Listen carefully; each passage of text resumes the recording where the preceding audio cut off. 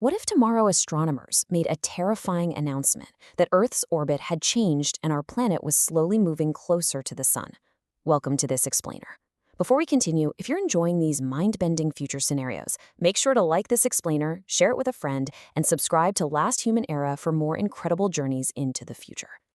At first, the difference might seem too small to notice, but within weeks, temperatures would begin rising across the globe. Glaciers would melt at unprecedented rates, and weather patterns would become increasingly violent.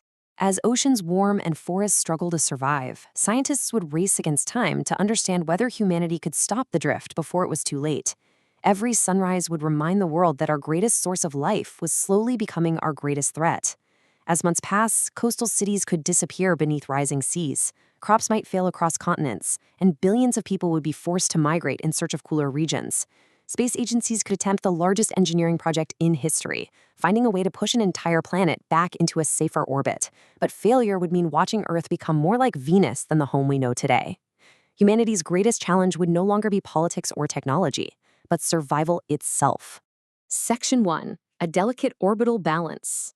To put a hard number on it, researchers estimate that Earth becomes completely uninhabitable if our average distance from the sun drops by as little as 1.5 million kilometers. Now, I know 1.5 million sounds absolutely huge to us in everyday terms, right?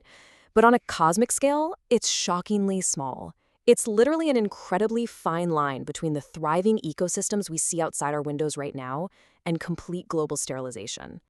Seriously, when you compare it to our massive total distance of 150 million kilometers from the sun, you realize that 1.5 million is a mere 1% shift in our orbit. To give you a bit of a visual, that's roughly 4 times the distance between the Earth and the Moon.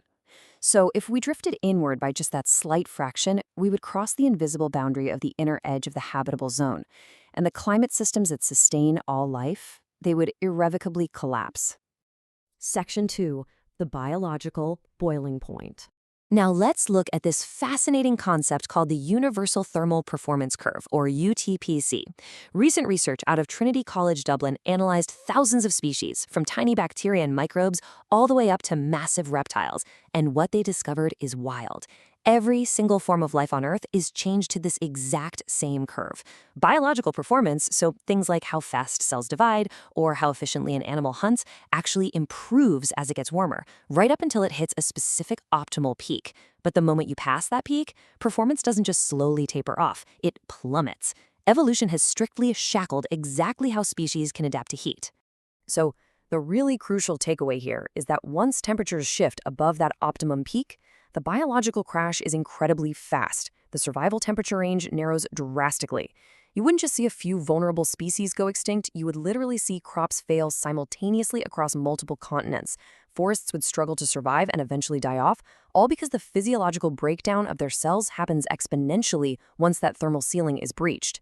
The food chain wouldn't slowly adapt, it would just drop right off a cliff. And this data translates the physics of that orbital fall into a pretty terrifying reality. Now, a gigameter is 1,000,000 kilometers. If we drifted 10 gigameters closer, our global average surface temperature would jump to about 24 degrees Celsius, and sea levels would rise by over 40 meters. At 20 gigameters closer, the actual temperature averages 34 degrees Celsius. That's about 93 degrees Fahrenheit globally. At that point, the ice caps are entirely gone, and global famine is rampant. By the time we drift 50 gigameters inward, the surface reaches a lethal 73 degrees Celsius. I mean, forget air conditioning at that point. The entire ecosystem is destroyed, and billions of people would be forced to migrate deep underground just to survive. Moving on to Section 3, the runaway greenhouse effect. Now, this is the positive feedback loop that absolutely terrifies climatologists. As solar heat increases, our oceans evaporate much, much faster. Now, we usually think of carbon dioxide as the main greenhouse gas, right? But water vapor is actually incredibly effective at trapping heat. As the warming oceans pump massive amounts of water vapor into the sky, it essentially becomes our worst enemy, blocking the planet's thermal radiation from escaping back into space. The Earth literally cannot cool down. This traps even more heat, which evaporates even more water, creating a vicious cycle until the oceans literally boil away. And there is actually a mathematical point of no return for this process.